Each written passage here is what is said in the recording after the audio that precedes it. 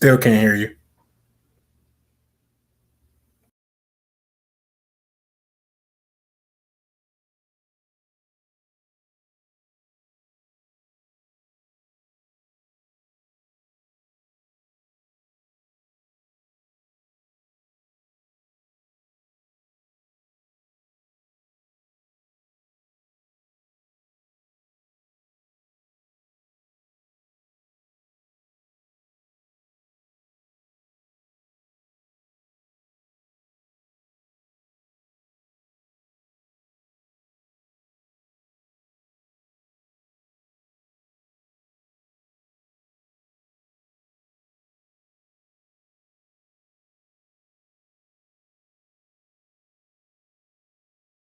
You don't just get a great workout, you get a great perk out because your membership is packed with perks. For $1 down and $24.99 a month, you'll get perks like access to any of our 2,400 clean and spacious locations. Bring your friend anytime and both work out with tons of equipment that'll give you that big fitness energy. Relax in the Black Card Spa and more. Work out and perk out with the PF Black Card. Join for just $1 down and $24.99 a month. Hurry, deal ends June 14th. Join now, online or at your local PF Club. See Home Club for details. Your home is your empire. Protect it with Empire Fence. Get a free instant quote with the online estimating tool at empire-fence.com. See an upfront estimate with no hidden fees. An Empire Fence can provide privacy and improve the appearance of your home. Keep kids and pets in or out of your yard. Increase security and add value to your property. Visit empire-fence.com now to view the stylish and maintenance-free possibilities for your home and get a free instant online quote. Let Empire Fence protect your empire.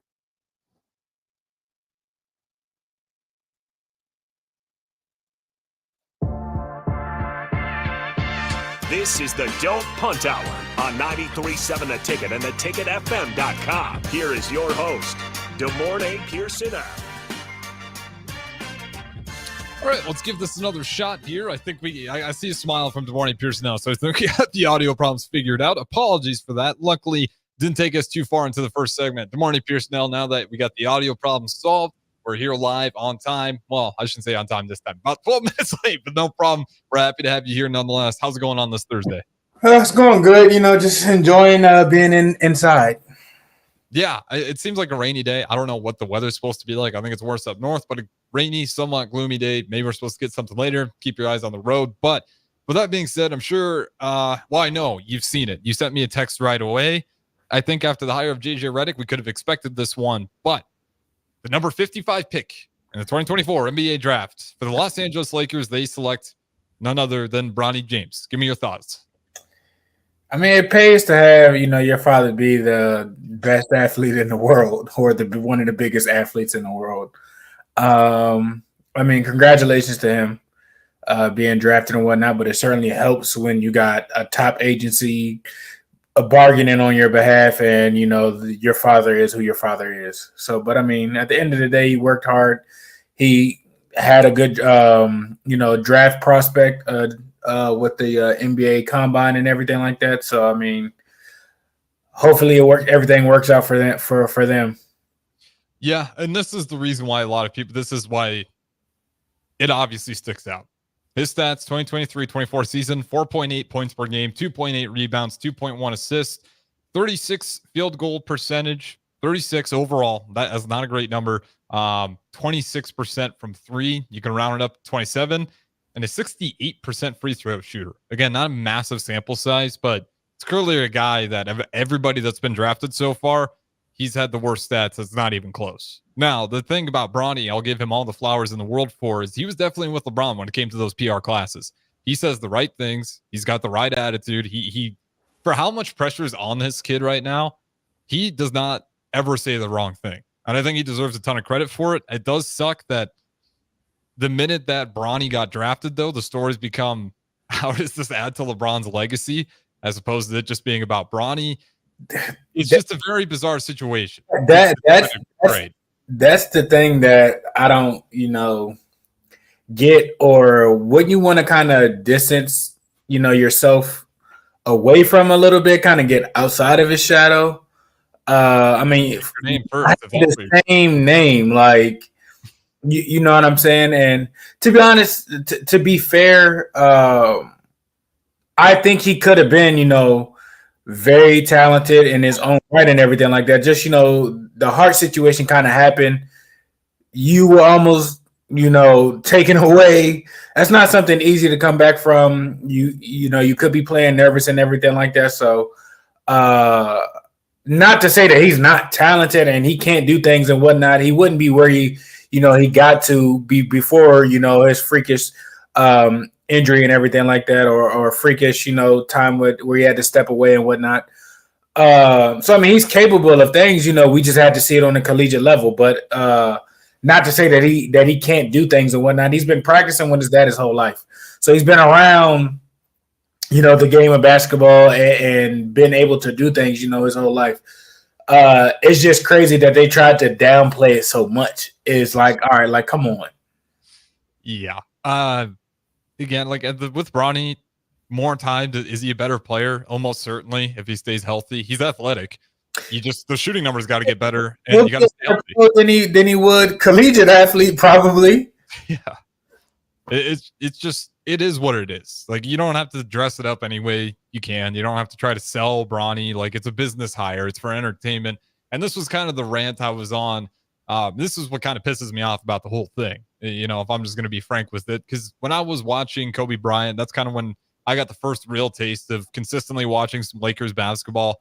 And the one thing that always struck out to me about the Los Angeles Lakers that made them incredibly more marketable and better than most of the franchises in the NBA is when it came to entertainment and business and winning, they've always had that perfect balance. They've kept those two within perfect respect of each other and where they rank in order. Always winning first, but entertainment's right there with it. And we're going to always prioritize winning.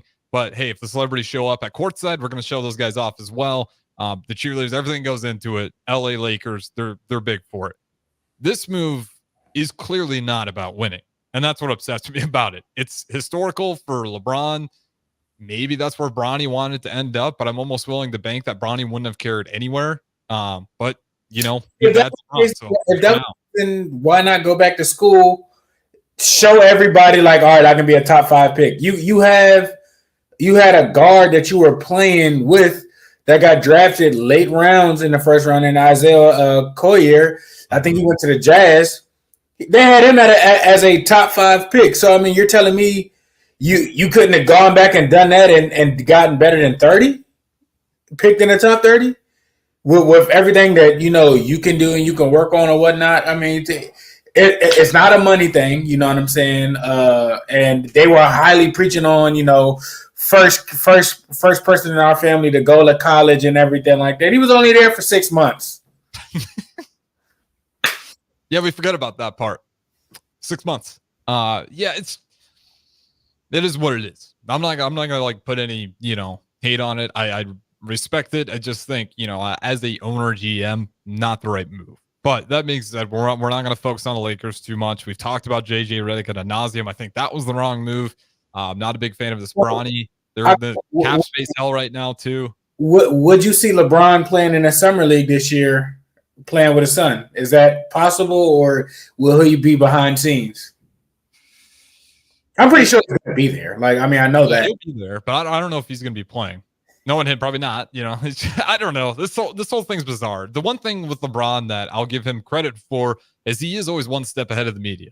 He is so good. His group of writers, man, they write the narrative before anybody else can. Like, he is very skilled at that. You just wait for the LeBron media. I'm telling you, it's almost like it's a real thing. You get to key points in the NBA season, and all of a sudden you hear this LeBron narrative start to come out once again, arguing why he should be the greatest player of all time. I don't like the move, but again, I'm not going to spend the entire time picking on the Lakers. Let's talk about a winner in this, and this conversation keeps coming up as well. Europe, in particular, France. First 2 picks out of France. Number 6 pick out of France. What's going on in France? I don't know. They had a lot of people between the first and the second round, go. Not to overhype anything or whatnot. I don't know if their circuit that people have just been kind of identified them at the age of 16 or 13 and kept tabs on them or whatnot. And when they made it and got to a certain level, they've done things. Like I said, I mean, it's skill position with height, people that can move fluently and score the basketball. That's what it's about. So I mean, some of those names being picked, we said the same thing about Luka. Like who is that?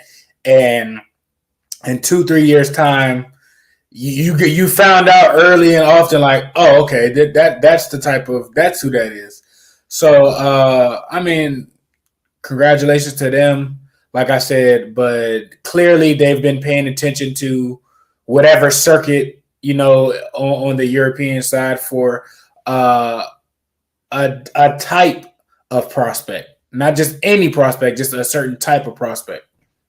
Yeah, and so far, just through the first 2 rounds, they got 5 guys out of France alone, which is pretty impressive. I mean, maybe it's a little bit of Victor Wembanyama hangover. People looking for the. Seems to me like when we do find those key players, you see more and more scouts start to really scour those areas. That's why you're seeing an uptick in Serbia. You're seeing it, like, obviously Luka, big part of that. Jokic. Now you're seeing it with France. You see it with Cameroon. How you get some guys like Pascal Siakam out of there. So it seems like every time you get an elite talent, I mean, you can even argue this with Canada, with Steve Nash. Nobody was looking at Canada until Steve Nash comes around. Then all of a sudden, you see a lot of NBA scouts. They go spend time up in Toronto, Quebec, try to figure out where that best talent is there. So it just feels like you need a generational talent, or not even just a superstar out of a foreign country before you get the respective scouts within the NBA to actually go and visit your country. And it feels like France hit that threshold because, like I said, number 1 pick out of France, number 2 pick out of France to get number 1 at 6. And through the first 2 rounds as a whole, they are all the way at number 5. Do you have any losers or winners in the NBA draft before we continue to dive in this? Any teams or players stick out to you? I seen that the Timberwolves traded for a guard. I think it was the guard from Kentucky. Yeah, the Memphis Grizzlies, they grabbed Zach Edey at number 9. That great for them. We'll spend some time on this. The Timberwolves got a trade with somebody. It was like a 3-way trade or something like that. Mm-hmm. And I want to say 27, pick 27, I think, or something like that. Yeah, I will give you this. The picks are a lot to handle in this draft. This has been less of a player trade. One of the losers in this, if we're going to call it losers, NBA fans, if you're a fan of big splash trades, there was really none. Alex Caruso, Josh Giddey, Mikal Bridges, so far the biggest splashes so far. Otherwise, it's really just been about moving assets. Mm-hmm. Interesting games between teams like Houston, who owns Phoenix's picks, and they're expecting Phoenix to not be great, and Phoenix is betting on themselves, willing to let go of those picks. So it's really just a winners and losers of looking 3 years ahead with how many picks are getting thrown around here. It's confusing because you don't. Is that okay? They picked that guy. Next thing you know, he's traded, or no, he's this team, and so it's annoying. But I think it was the Timberwolves that got a guard from Kentucky. I don't think that guard kind of fits what they have there.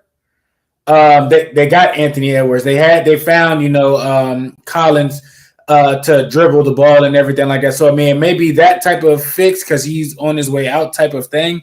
But in his style of play, he's an aggressive type player. I just can't think of the kid's name. I want to say he might have been a freshman. But it just doesn't make sense because it's like you go and reload necessarily that when I would think you would go with more of an agile big man, or a big man that has a little bit more of a presence or score a little bit more to kind of offset the Rudy Gobert stuff and the cat inconsistency. So I'm not saying that they're the biggest loser. I didn't get what they're doing. You're going after a smaller guard when clearly you kind of need more big help with dominating in the West. Yeah, and I'm trying to find this trade for you. But in the meantime, I don't think you're wrong there at all. But we did mention him just for a little bit. I think this is a guy with Zach Edey. Can he plug and play year one at the size he is? Like, just give him 20 minutes out there, especially when you got teams like the Timberwolves and those in the West. He seems like a guy that I don't see why the hell not. You can't give him 20 minutes. And to see teams, scouts rank him so low, Zach Edey, like, we forget about guys like Yao Ming, man. Like, Zach Edey is that guy. If Edie can perfect a better, quick, like not I wouldn't say a quick move, but off of his first initial reaction, and if his mid range jump shots go through the roof and whatnot, he will be an even more dominant player. But you got pick and roll with him and Ja, that's going to be crazy. Mm-hmm. Ja can outrun him and everything like that. Just throw it up, he's going to be right there, or he's going to get the rebound or something like that. Edie just, I would say, needs to perfect more so of just catch and shoot in the mid range. We don't need you outside shooting threes. Conditioning wise, Memphis is a fast paced team. So you're going to have to keep up. You're going to have to get to their pace. Not to say that he can't, but over a while, we've seen him get tired. With you being 7'8", you missing some of those mid-range jump shots. It's like, all right, come on, use your legs a little bit more. Get a little bit better condition. I think he has a size. He can probably lose 10 to maybe 20 pounds and still be dominant. Like, he doesn't have to be as big. He's like 300 pounds right now. Like, you don't have to be that. You can function, 280, and you get a slight quicker to where your first step or your first move and pulling up till you get consistent with that. I think he will be a deadly weapon for the Grizzlies. Yeah, and again, I think he can definitely add that mid-range, just spot up shooting. His free throw numbers would tell you the guy can shoot the ball. It's not like his free throw numbers, you were scared. I mean, he would gladly take free throws if you wanted to hack him on his way trying to go up to the rim. But the conditioning part too, the Grizzlies play fast, and I think you're right. All March Madness, you never saw Zach Edey really break down. Now, there were some late game stretches where you could argue his legs weren't underneath him, but the team absolutely needed him on the court for almost 40 minutes every single time. So he was the main engine. And this scenario, not being the main engine that has to drive everything, not only defensively, but offensively as well, which he had to do with Purdue, he'll have some more leeway to, instead of everything run through him inside, outside, he'll be able to, I think, figure out his game and even add more layers to it. Being the initial focus of every single team that played Purdue, in this Memphis Grizzlies team, I think we will get to see a little bit more of the better playmaking of Zach Edey, something he didn't get a lot of credit for. I think for how much attention he was getting every time he got it in the post, pretty impressive turnover number. Didn't turn the ball over a lot, and I'll put him on the Grizzlies. Conditioning shouldn't be a problem. I think the playmaking is going to get better. And again, I don't see there's a reason why he can't shoot. Would you argue say that's a steal, considering he was projected 19, but he did go as high as 9? I'm looking at where did you can say it's a steal. If I was Memphis with the dude from UConn, I think he went at 7. Mm-hmm. So I mean, if you're looking for more of an what the game is kind of going to, you're gonna have to have a versatile big, and one of the if not the biggest guy, you kind of got that, and that's a good centerpiece. So I would say that would probably be a steal with where they got him and what they have there, because Memphis is a young team. Oh, yeah. They're a young team. Like I said, they're going to be pushing players. They're going to be playing aggressively and everything like that. With Ja coming back, that's a big help to get Edey. Yeah, I think it's a better fit than most people realize. Now, obviously, it could be wrong. We see these things happen all the time where he might end up being a bust, but health-wise, seems like a good bet for a guy of that size. Stays pretty healthy for the most part. Got more accolades than a majority of college players we've seen. He's been the consistent leader for that team. For him to have so many negative reviews, I was surprised to have a lot of red flags on that pick from the Memphis Grizzlies and a lot of people not liking it. I loved it. I thought Zach Edey would be a pretty good pick in this draft. Top 10. I got no problems with it. Again, monster. He's almost 300 pounds. Doesn't look like he's overweight though. Maybe he can shed 10 off. He's not as versatile as Embiid, meaning with footwork. His first 2 steps, once he turns the corner, Embiid is going. Edey's not, necessarily like that. That's not his kind of style of game. He's more of he reminds me of a Marc Gasol, honest. Just not, I think Marc was more athletic, And I think Mark was definitely, you know, quicker and a better shooter. But he's that type of role. And like I said, with his presence, people are going to think, you know, second before, you know, just going to the paint and everything like that. You send him down there to him, and you're going to feel it. And that's going to be his job. Yeah. Like I said, I think it's a good pick. I don't understand why they wouldn't. Like I said, between him and Ja with a pick and roll or a back screen or something like that, or inbounding is way easier. Just toss it up, literally. Like there's probably a few people that can probably guard him. You know, Wemby is probably one of them. Porzingis maybe here and there, and Gobert. Other than that, you don't have too many people that's necessarily as tall as him. Maybe Joker, but Joker has long arms and everything like that. So we'll see. I think it's an excellent pick for them. Yeah, I mean, I don't want the comparison I always bring it to is like, again, I have no idea if he's going to be that good. Quite a mountain to climb, but like Yao Ming didn't look like the fastest guy out there, but when you're that tall, you never do look like the quickest guy out there. And Yao Ming, he was just the ultimate rim deterrent, even the people like Shaq out there. So don't have any problems with the pick. But with that being said, we'll throw it to break here. Maybe talk some more NBA draft on the other side. Also want to get into a little bit of NFL. So don't go anywhere. Don't punt hour. We got the host of Morning, Pierson-El, as always. We'll talk to you on the other side. Grandma and Grandpa, Mom and Dad, then the kids, and now the grandkids. Judson Irrigation has provided lawn sprinkler system design, installation, repair, and service to 4 generations. They're just like members of the family. Loyalty, trust, service. It's what you deserve and expect from Judson Irrigation. Keep summer green. Call Judson Irrigation 402-420-6277 or judsonirrigation.com. You can help fight deadly diseases like RSV and influenza while getting paid for your time. Velocity Clinical Research is now seeking clinical trial participants in your area. Participants can receive your time. Velocity Clinical Research is now seeking clinical trial participants in your area. Participants can receive compensation for study-related time. No health insurance is needed to join. Find a study near you at velocitytrials.com. That's velocitytrials.com.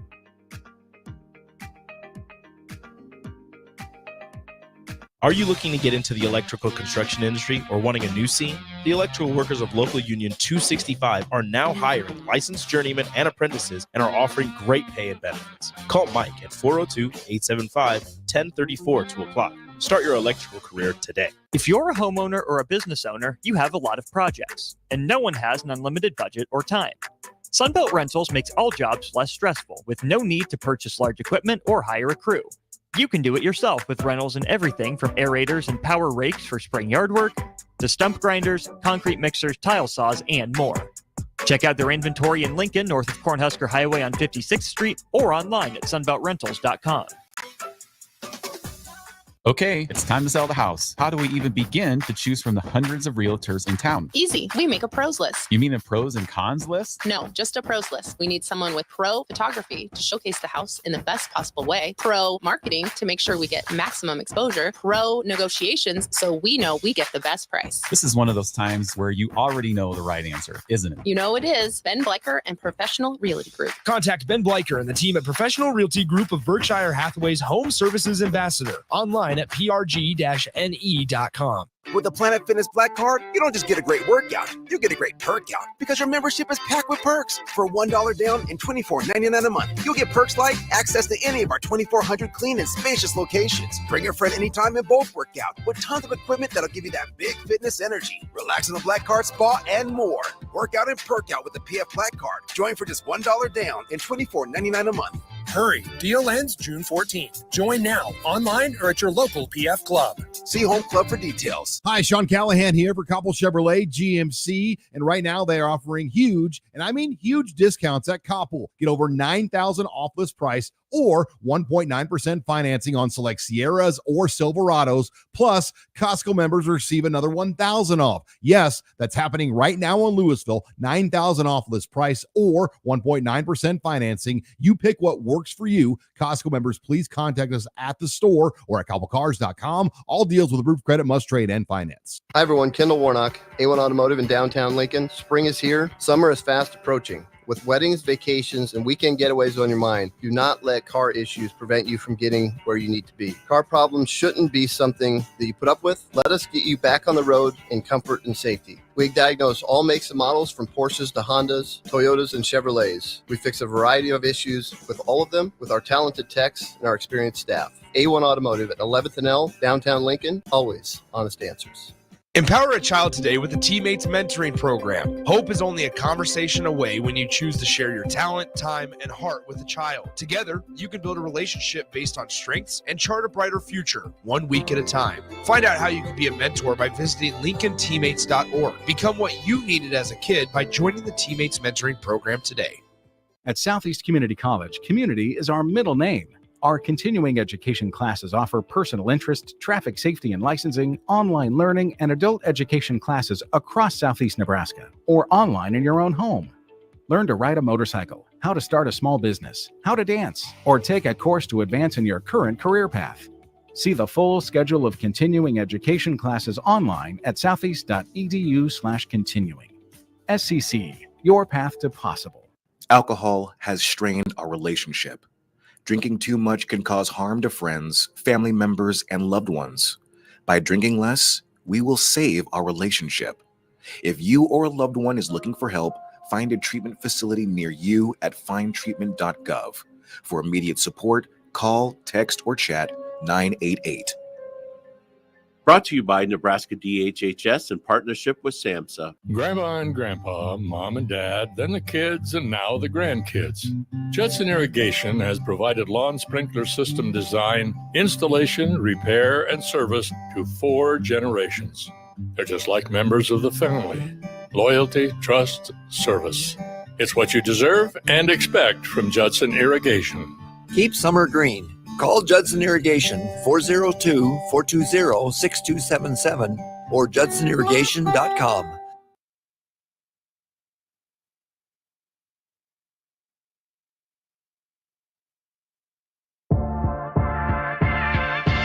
This is the Don't Punt Hour on 93.7 The Ticket and theticketfm.com. Here is your host, DeMornay Pierson-El. All right, welcome back into the Don't Punt Hour. Once again, Harrison Arns on the 1s and 2s. If you guys want to join in, you can do so through the streams, Facebook, YouTube, Twitter, X, Allo, Channel 961, also 402-464-5685. Despite the Royals, we are still on the airwaves, still can comment through the Starter Heyman text line as we're not on the airwaves, but still a great way to reach out. Before we go anywhere, DeMornay Pierson-El, I got to ask, did you notice the new graphic we got for you? Yeah, I seen that. I was like, oh, that caught my eye. I appreciate it. All right, bet. Wasn't me that did. I had to ask for the producer behind me. We had some nervous energy, make sure it checked out with DeMornay Pierson-El. So I had to get that cleared up. It looks good to me. Well, that being said, let's continue this conversation as you got a thumbs up from there behind me. Absolutely appreciate Nia and all the work she does for 93.7 The Ticket. In particular, if you see those graphics, that's her work. But I do want to switch things up here. We'll talk some college football. We are into this dead point of the season, so you're going to have to apologize that we are going to be talking some EA college football. We're going to go back to these rankings. Not a top 25 defense, not a top 25 offense. They just hate us. It's okay. It's fine. They'll be crawling back and loving us and posting things up when things, when the shoe's on the other foot. So just kind of, stay patient. Try not to strangle nobody, cuss anybody out. Just when the lights come on and things switch. No, don't try and come back now. Yeah, but again, put me through the simulation. Give me a couple seasons, those numbers, just like that. I still got the expertise from back in the day. But with that being said, we're not going to use the video game numbers. Looking at this Nebraska defense, it is impressive on paper and just on what they did last season. Is this a possibility of being a top 25 defense, top 10 defense, maybe even top 5? How high is the ceiling for this defense, and what do you actually expect to happen this season? I think anywhere in the top 10. They've shown it last year. They really didn't lose too much. They got the strength of things coming back, and you always see giant steps in year 2 under a certain coordinator or whatnot.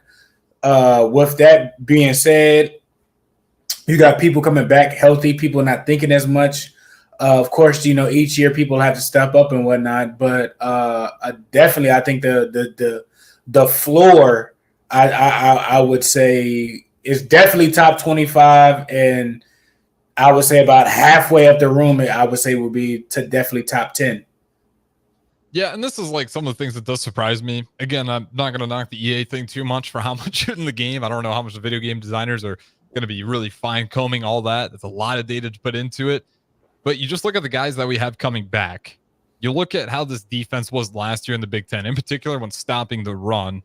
Tony White coming back, a lot of return starters, key, important, real leaders of the defense coming back.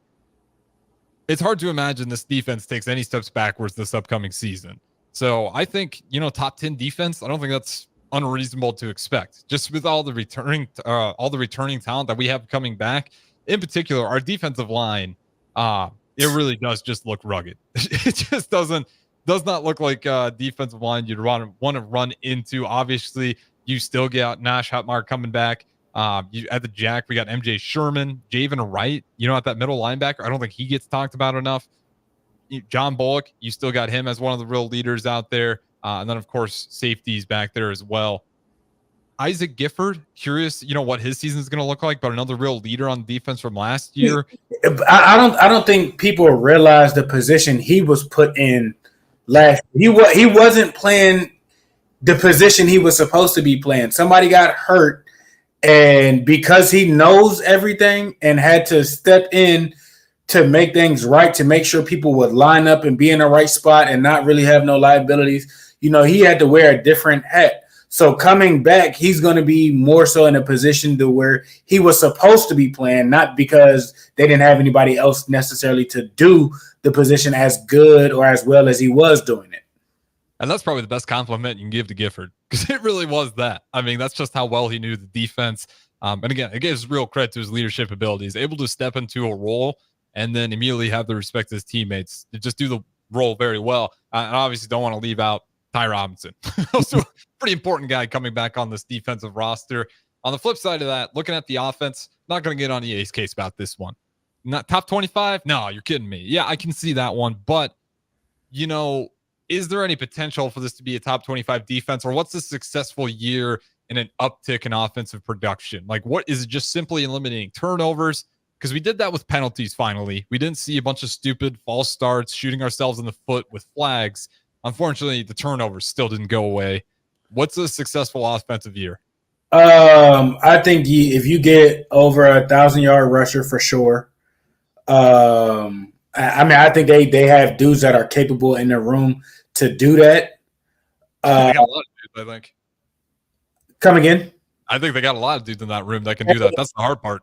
And that part. So somebody will be 1,000. I don't know which one. I don't want to point. You know what I'm saying? Because I'm excited about the first two guys for sure. And I think if you have 1,000-yard rusher, I think you can have a few guys over 700 yards a piece. If we get 1,000-yard rusher and 1,000-yard receiver in the same season, that would be perfect. But you have young receivers, so I'm not expecting so much with that situation. I think the turnover margin that has to be depleted. Like I said, turnovers are part of football. Football is going to happen. So I'm not going to say, oh, no turnovers. Like I have to be realistic. Turnovers are going to happen. Mm-hmm. But I mean, as long as it's not averaging 3 a game, we should be fine. And like I said, by the 4th or 5th game, like I said, you'll see the quarterback, getting a lot more comfortable. But it starts with the offensive line, depending on, and I know they went out and got some dudes. Depending on, I think our success on the offensive side will depend on how well and how comfortable that and how tight that offensive line unit is. Because if you do what you're supposed to do and handle certain things and whatnot, and keep a clean pocket a majority of the time and everything like that, I think you make the quarterback job easier. We won't see what we've seen these past couple years, where your quarterback's dinged up halfway through the season and can't really finish, this season healthy. So I can't remember the last time we had a 100% healthy quarterback make it through the season from start to finish. So would it be Armstrong? Is that the last guy? Maybe. I think it is. Shout out Tommy Armstrong. He just did the Hot Ones challenge last night. He took eighth whole wing. I give him credit for that. But yeah, he really was that. I think he might have been that last guy. Just incredible durability. And Armstrong, I will say, you can help me out on this. He might be one of the most underrated quarterbacks we've had come through Nebraska. He was really good, and I think we took for granted how clean he was. He still holds the rushing record for the Big Ten quarterback. So I mean, not to. I understand people may say, well, it wasn't this. Tommy was a gamer. You know what I'm saying? Regardless, whatever the situation was, he might have thrown too hard or whatnot. But at the end of the day, you can count on him delivering and stepping. The moment was never too big for him. Yeah, go ask the Omaha Beef if you don't believe him. 2 undefeated seasons, 2 championships, just like killing it. The moment, was never too big for him. So people can criticize on the field things, off the field things, attitude things, or whatnot. At the end of the day, when he stepped in between the lines, you knew what you were getting from 10. Regardless of what the moment was, it was never too big. He never shied away from a moment. He could never be counted out, from anything or whatnot.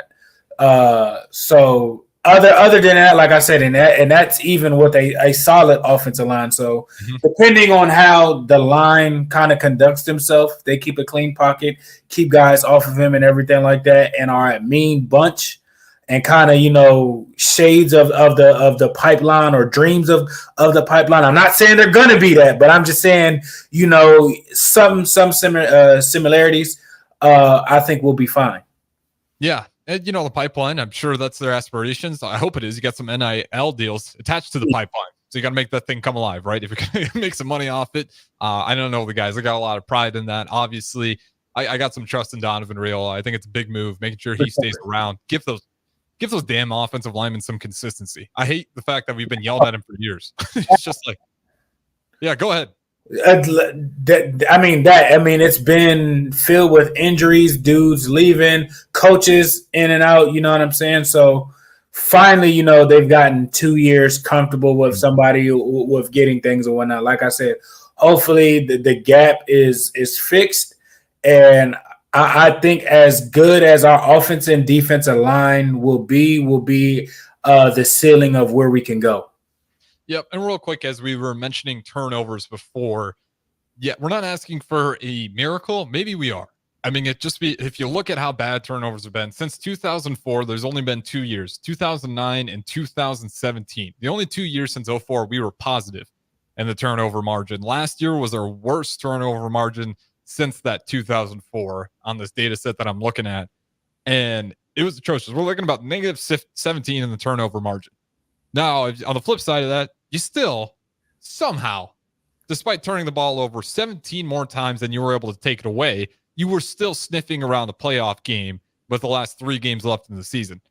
Despite that ugly, grotesque statistic, the worst in college football, not just Power 5, not just, the group of 5. I mean, that's all D1 football programs, and you were the worst. And this isn't new for Nebraska, so maybe it's a little bit of a miracle. But if you just get close to 0, this team goes bowling. With the defense, if they don't take a step back, and of course the offense, even though it wasn't electric last year, get rid of the turnovers, you take away certainly a lot of points those other teams scored, you're probably bowling. What's a good turnover mark? A lot of those games, I mean, we're talking about a defense, I think, that finished 13, where we had a lot of turnovers in our own territory, and time again, the defense wasn't giving up touchdowns. Now, you might have got off the field with 3 points or whatnot. So, I mean, just imagine half of those points taken off if the offense didn't put the defense in those type of situations. You can go from 13 to top 5 real quick. Real quick. So you got that. I mean, and even if we do turn the ball over, if we take the ball 2 times and give it up 1, we're still positive. You know what I'm saying? So, like I said, I think if the D-line creates pressure and everything like that, or disrupts a lot of teams and whatnot, and overtime wears people out. I think that's when you'll see the turnovers on the back end come, and he's going to blitz from anywhere and everywhere. So it's going to come. Like I said, people are more comfortable with what they're supposed to do in their assignment. So now it's just pinning their ears back and going and making a play. Yeah, and what's a good number? Turnover margin. Like, realistically, let's look at this offense for what it truly is. Very talented, some real good talent there, but also you got some young players at key spots. As much as I expect this team to be at 0 or positive. If I'm being realistic, I think they probably still sit in the negative, just not by as much. Maybe just barely in the negative. I think anything probably anything under 10 turnovers on the offensive side, that's successful. That's, about a turnover a game. In some games, multiple interception games might happen, or fumbles or whatever, you know what I'm saying? So I think if they can keep that under 10 holistically on the offense, there's no telling. I don't think we had many fumbles last year. I know there were a few. There was quite a few with the quarterbacks, and then the running back. We had some weird things where we were pulling running backs out. That wasn't necessarily okay. You're running in between tackles, and people are pulling things out. Like I said, we had maybe a few of those. We had more fumble exchange between quarterback and running back than anything. Like, that's unacceptable. You do ball handling every day, so you minimize those, turnovers. I think that's probably 8 to 12 off the board itself, probably. So like I said, you minimize that, and if between receivers, tight ends, and whatnot, if the quarterback is having over 12 to 17 touchdowns, I think that's successful right there. Like, you can live with that. Yeah, and as this one from YouTube here from Rob Dog, and this is if you want to look on the positive end of it, we are going to be so much more balanced this year, which will allow us to run even more effectively. And that is absolutely true. If you got some more confidence in your run game, you don't have to air it out uncomfortably, which I think in Nebraska's case last year it was tough. Harburg's learning the job. The defense doesn't really, they're banking on the run. And when you're third and long, the defense is bared to the teeth for it, knowing that there's some tight windows that you're not comfortable throwing in yet, kind of eliminate some spots on the field without even having a defender there. So, I'm not going to put it all on Harburg. I thought he did an incredible job learning on the spot like that, but again, you got to get better run game. What do you expect? A guy that wasn't recruited for that position had to step in. You brought in a guy who struggled with throwing the ball. Like, this is common knowledge. What did you expect? And when he held onto the ball, yeah, he for sure scared people or whatnot, but he was, his mind was playing tricks on himself back there regardless. So if your own quarterback is, playing the odds with his own self, I mean, what did you expect?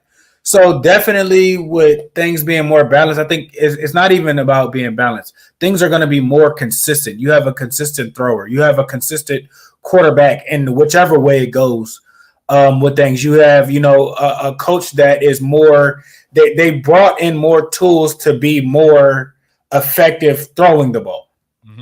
So it's not even about being balanced. Now you have the confidence that, okay, we can throw a 10-yard out. We can throw a flat route and it won't get picked for a touchdown back the other way. So that's, I think is the biggest side of relief from last year. They brought in a guy that had problems turning over the ball. That's just what it was. Yeah, he had a plus side to him, but at the end of the day, I mean, that's what he was doing. Yeah.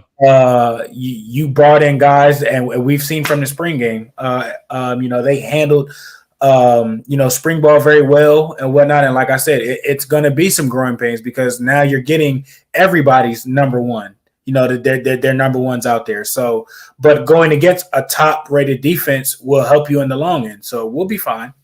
Yeah, and the interesting thing about this balance part is I don't know how many even fans of Nebraska, let alone coaches outside. First few weeks, I imagine it's going to be interesting. A lot of teams who got Nebraska on their schedule, I'm sure they'll be checking it out. What does that balance between the run game and passing game look like now that they do got a guy at that quarterback position they feel comfortable with?